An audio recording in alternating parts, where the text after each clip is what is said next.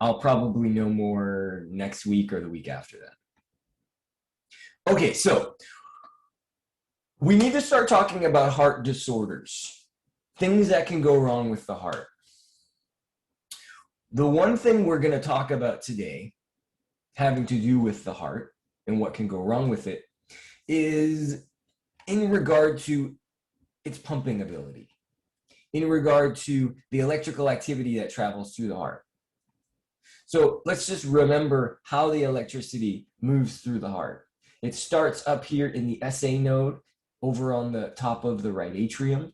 The electrical signal travels from the SA node down the right atrium, eventually making its way over to the left atrium, causing both of those atriums to contract. And we can see this on an EKG or an ECG, electrocardiogram.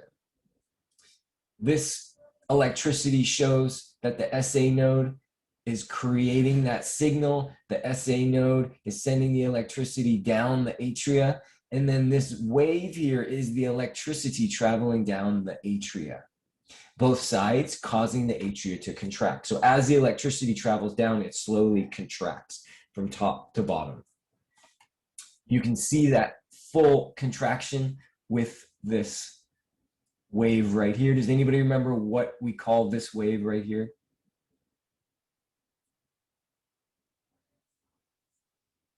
What is this wave called? What is this bump called in the EKG? It denotes the contraction of the atria. Jose Manzo, thanks for being first. Yare, both say the P or the P wave. Excellent. So we have the P wave first, and then the P wave goes into this 3-point spike, which sometimes is just referred to as a wave. And it has to do with this electricity that pauses at the AV node for a moment. It's about 1/10 of a second that it pauses to allow for these atria to completely contract and push all the blood down into the ventricles. The electricity then starts to travel down from the AV node into the AV bundle, AV branches, which are also known as the bundle branches. And then eventually they go back up the walls of the ventricle in these Purkinje fibers. This electricity here leads to this, which is known as what? What is this wave known as, or this spike known as? Thank you, Yare. Thank you, Jose Manzo. So Q wave, I'm almost there. We call it the QRS wave. And the reason it's called the QRS wave is because this point, remember, is the Q, that point is the R, that point is the S. And so we just put it all together as QRS, because what the QRS wave is showing us about the heart is the electricity traveling up the ventricles.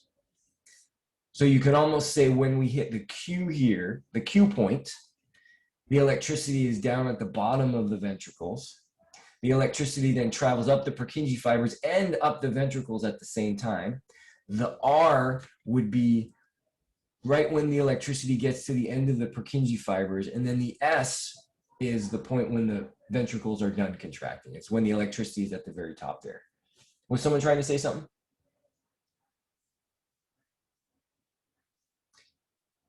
After the ventricles,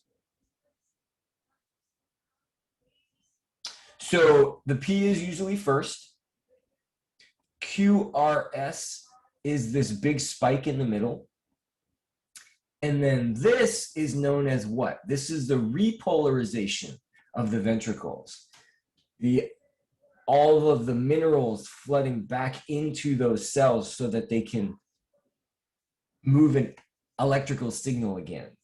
What is this third wave called? Thank you, Yare. Thank you, Blossom. Excellent realization, Jose. Thank you for asking that question. So we start with the P, QRS, and then the T. I'm glad you asked. Now, when we're looking at the beating heart electrically, when we're looking at it through an electrocardiograph, which is the printout of the electrocardiogram, we are looking, we're hoping for a normal pattern. And let me see if I can find my slide with the normal pattern on it, now that I'm thinking it would be better. Where is that slide? Give me 1 sec, guys.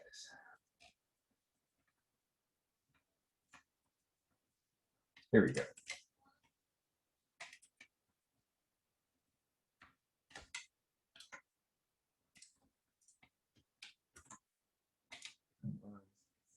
There we go. So this would be a normal pattern of an EKG, ECG, electrocardiogram. Electrocardiograph is a printout. And so you see the P wave, the QRS, the T wave. P wave, QRS, T wave. P wave, QRS, T wave. P wave, QRS, T wave. Now this would show that the heart is beating normally and healthy. But sometimes this electricity doesn't flow through our heart properly. And when that happens, we call it a fibrillation. Usually the fibrillation occurs with the SA node itself, a problem with the SA node. So please write Roman numeral 8, heart disorders. The first heart disorder we're going to talk about is abnormal heart rhythm, which is known as a fibrillation.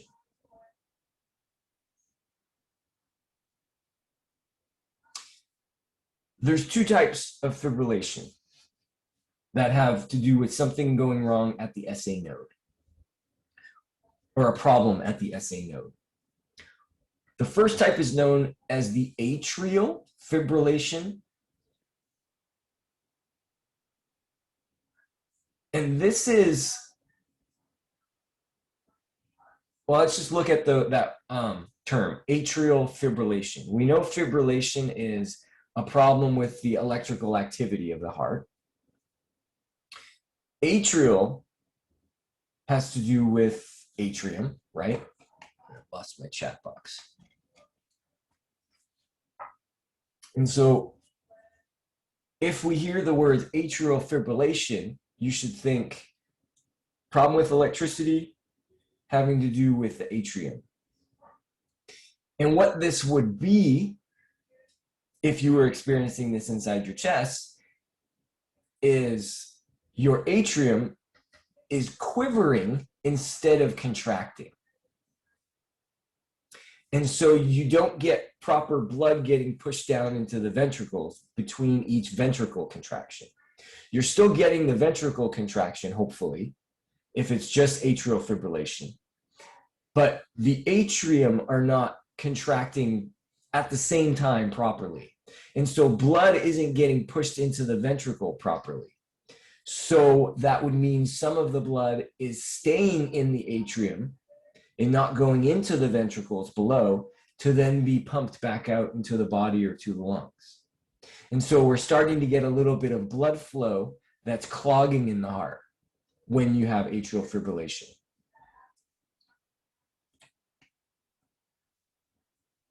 The atrial fibrillation is actually quite common. In any given day, you may experience 1 or 2 atrial fibrillations, and that's completely normal. If you start experiencing more atrial fibrillations than just a few times a day, or maybe when you're getting really stressed out every now and then you may have a problem with your heart. And you will sense it a lot of the time as what we call palpitations. Your heart is kind of jumping around in your chest. I don't know if you've ever experienced those before. You can almost like sense your heartbeat. The reason for that is your atria are quivering, which causes the heart to kind of shake in the pericardial sac, literally shaking around in your chest, because when the atria are supposed to be contracting before the ventricles contract to push the blood out into the lungs and heart, the atria are kind of just quivering for a second. And there's a lot of reasons why it can happen. We don't quite understand all of the reasons for why atrial fibrillation happens. It's not incredibly serious unless it's happening a lot throughout the day. And if it happens a lot throughout the day, then you want to make sure you get to the doctor to have them check out your heart to make sure it isn't something serious. So you get chest cracks. What do you mean chest cracks? Never heard of that.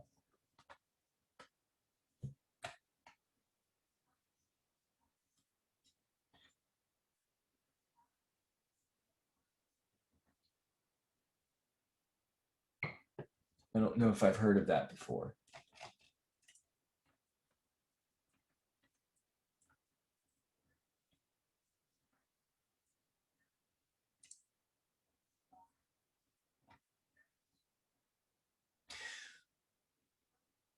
So fibrillation is a problem with the electricity having to do with the SA node. So we just say a problem with the SA node. That SA node on the right-hand side of the top atria here, for whatever reason, isn't sending the signal correctly down the atria. And sometimes it has to do with mineral balance in the body. Maybe there's too much water, not enough water, you're dehydrated, maybe you're not getting enough electrolytes because you're working yourself really hard, you're stressing yourself out a lot, and it can cause these atria to quiver a little bit. We call it atrial fibrillation. And we'll look at both of the EKGs to see what they look like. When you lean your body back? Oh, you just mean the bones making noise? Oh, yeah, that's totally normal. Your bones and your ribs all have joints against the spine, and sometimes when we move, they crack a little bit. A little bit of air moves between the joints. Totally normal. Same thing if you do like this, you crack your fingers. It's just the bones in your ribs are having air flowing between the joints, kind of moving the bones around a little bit. Sometimes they just reposition themselves naturally. Sometimes when you're laying down or leaning over, sometimes your ribs can kind of tighten up against the spine or tighten up against your sternum here. And sometimes they just kind of like move back into their place naturally when you move. Thankfully, that doesn't sound like anything serious. Now, another fibrillation problem is what we call the ventricular fibrillation. Now, ventricular fibrillation is, I need to add information here. It leads to death, but I really hate Google Slides.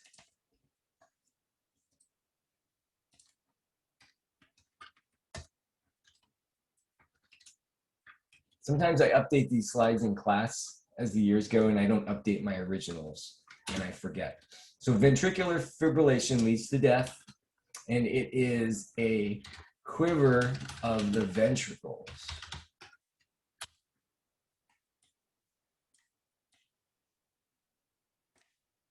Smaller.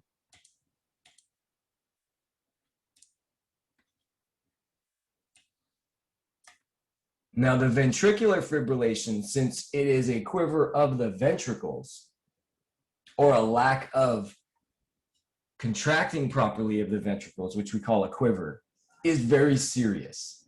Because your ventricles, if they don't properly pump, then blood isn't going to get out to your brain, it isn't going to get out to your heart, it isn't going to get out to your cells, and you will die. If the atria fibrillate, if the atria don't pump properly, you still have the ventricles underneath that can push some of that blood out to the rest of your body. So you'll still get blood moving through if you get palpitations. But if something malfunctions with the electricity in the ventricles, then you're in bad shape. Now your heart is not moving blood to your body, to your brain, and you die quite quickly in this instance. And so atrial fibrillation, not that serious. It's actually kind of common. Ventricular fibrillation, much more rare, which is good because it's much more serious too, and it can lead to death. Now, ventricular fibrillation, let's look at this term here. Ventricular, having to do with the ventricles, fibrillation, some type of electricity malfunction of the myocardium.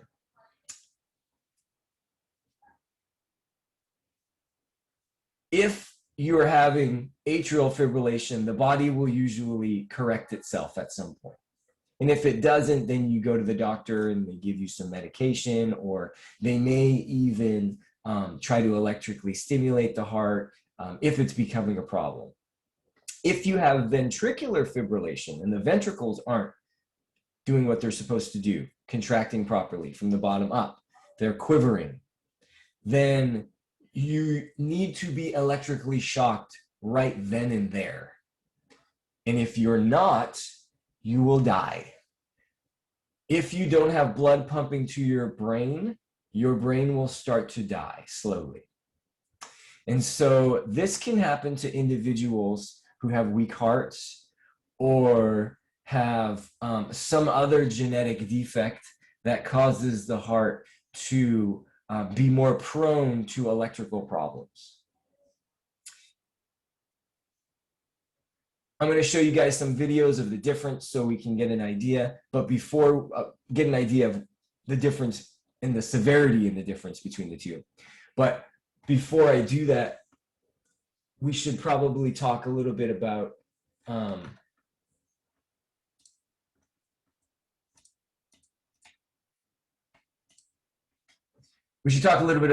how somebody would read this information from an EKG. So this is an EKG from somebody who has some type of fibrillation. This is an EKG from somebody who has some type of fibrillation. Let's look. Think about what we know about the normal EKG. We have a P wave, QRS wave, T wave. What are we missing up here? Which wave are we missing?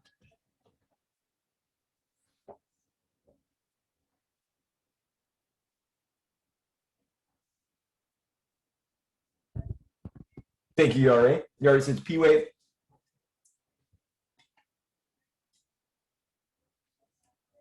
Jose Manzo, thank you, says T wave.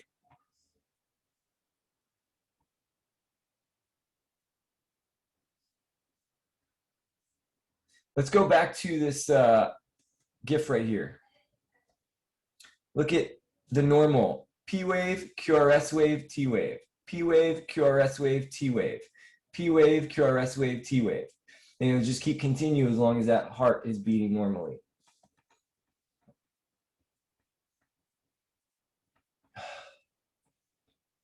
My mouse is not made for this type of stuff. So it looks like we're definitely missing the P wave. I don't see any P wave there. I don't see any P wave there.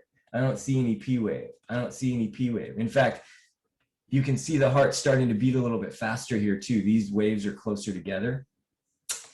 We do have a QRS wave, so that tells us the ventricles are contracting properly. We do have a T wave, which means they're repolarizing, preparing for the next contraction properly. But we're missing the P wave. So what type of fibrillation, what type of malfunction would this top graph show? Is this atrial fibrillation or ventricular fibrillation? If we're missing the P wave, what are we missing in the heart contraction?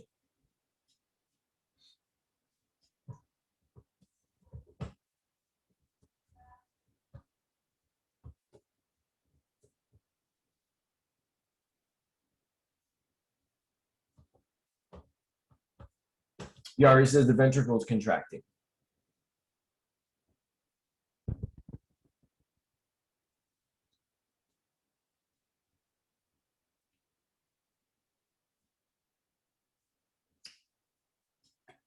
I see a QRS wave right there. That tells me the ventricles are contracting. QRS wave, ventricles contracting. QRS wave, ventricles contracting. QRS wave, ventricles contracting. QRS wave, QRS wave, QRS wave. So the ventricles are definitely contracting. What isn't contracting? What type of fibrillation is this?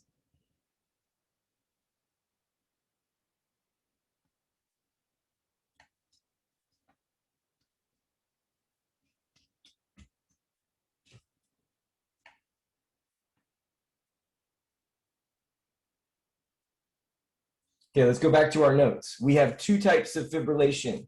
We have atrial fibrillation. The atria are quivering and don't contract normally. We have ventricular fibrillation. This is a quiver of the ventricles. This leads to death. Their ventricles are not contracting normally.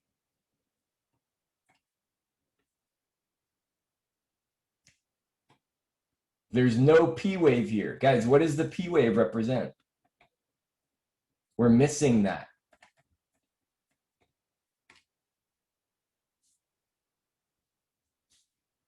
Well, all of this is showing us activity of the SA node. Thank you, Abigail. The atria. We're missing the contraction of the atria. So what type of fibrillation is this?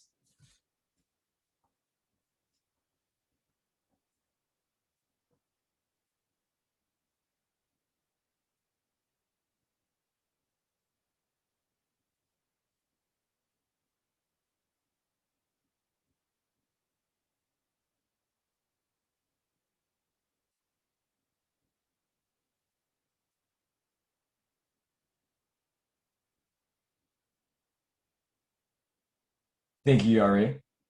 Looks like Jose, you're saying, so atrial, you're saying atrial fibrillation. So this would definitely tell me that the person is having palpitations. They're having atrial fibrillation. Not super serious. It's just telling me their blood isn't moving through their body as efficiently as it should. This may be momentarily. This may happen for a little bit longer in some people. Not life-threatening. Just kind of a normal part of our heart beating. Sometimes there is no P wave because the atria don't contract like they're supposed to. Now, what about this? What are we missing here?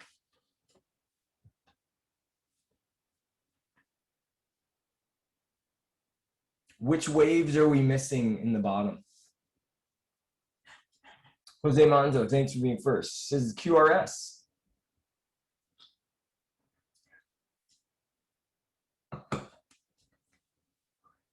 I definitely don't see any QRS waves down here.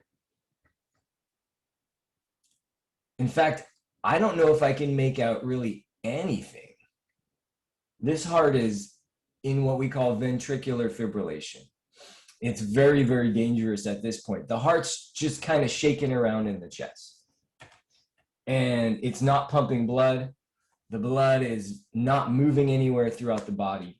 And it's very dangerous because when blood isn't moving throughout the body, it's not going to the brain. What? I'm not sure what you're asking, Yari or Jose.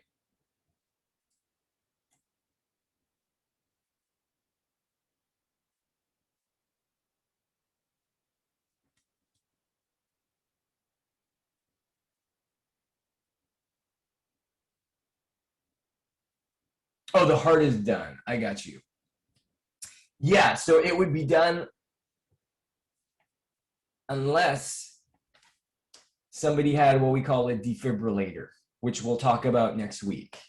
So somebody who's going through ventricular fibrillation, if there's a machine nearby that can give them an electrical shock to get the heart back into a normal rhythm, that will save their life. If there isn't a defibrillator around, then they're in trouble. Or if they can't get to a defibrillator, they're in trouble. And if any of you are in sports, if you notice in like gyms, in workout rooms, there's usually a box on the wall that is a defibrillator inside. And you can open up the box if somebody's having ventricular fibrillation, and you make sure everybody clears. You take the two paddles, they show you exactly where to put the paddles, and you shock them. And it's a really big shock, so you don't want to be touching that person when they're getting shocked. And that big electrical shock, talking like thousands of volts, causes the heart to basically get back into a normal rhythm. That's at least the idea. And they work really well.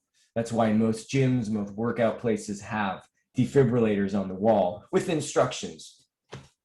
so that you can help people. See you later, Mr. Eric. Have a great weekend. Okay, so you're going to have to read an EKG in your blood pressure and ECG practice. When you're looking at that activity, pay attention to what waves are missing. And if you can spot which waves are missing, then you can determine what type of fibrillation that EKG is showing you. We'll watch these videos next week. And we'll talk a little bit more about the defibrillator next week. For the rest of the period, I want you working on the blood pressure and ECG practice. Now that you have the rest of the information, you need to complete it. And any other work you need to work on.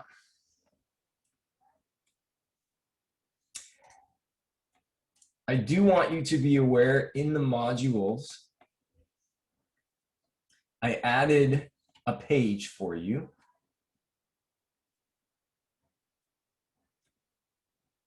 That will help you with blood pressure readings. You may have to zoom in on it a little bit, but this is the same information I posted in your notes.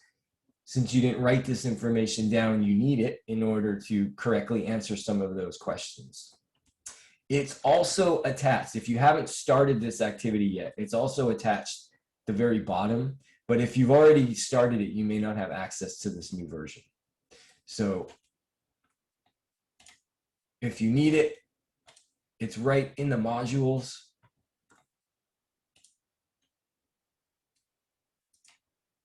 Underneath blood pressure and ECG practice. Also, don't forget the cardiovascular system crossword puzzle. If you haven't completed that, it's extra credit, so I would recommend doing it. And I will give you the rest of the period without me talking to do it.